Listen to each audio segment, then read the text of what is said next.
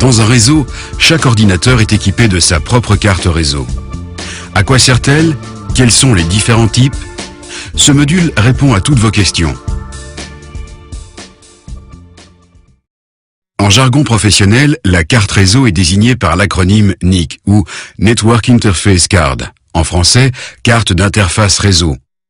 Dans les manuels techniques de vos périphériques réseau, on parlera parfois d'adaptateur réseau ou d'adaptateur d'interface réseau. Quoi qu'il en soit, ces adaptateurs existent aujourd'hui sous deux formes. La carte d'extension que vous glissez à l'intérieur de votre ordinateur et l'adaptateur USB externe avec connexion réseau.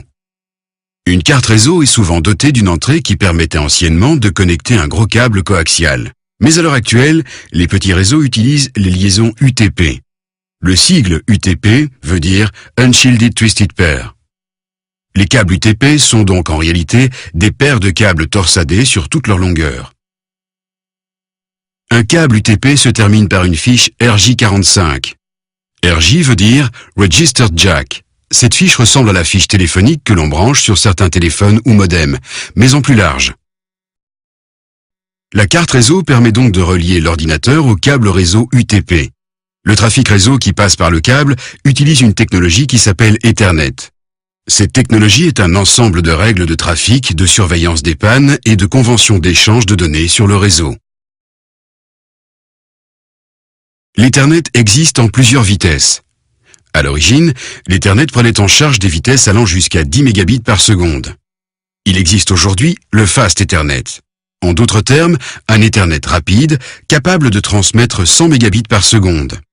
Certaines connexions vont même jusqu'à 1000 mégabits ou 1 gigabit par seconde. Une vitesse de 10 mégabits par seconde est déjà suffisante pour surfer sur Internet. Mais depuis quelques années, la vitesse standard est devenue 100 mégabits par seconde. L'envoi des fichiers multimédia et les jeux en réseau sont beaucoup plus rapides. Cela dit, la carte réseau doit pouvoir prendre en charge ces 100 mégabits par seconde. En d'autres termes, la carte réseau détermine la vitesse générale du réseau. Les cartes de type bivitesse prennent en charge aussi bien le 10 que le 100 mégabits par seconde.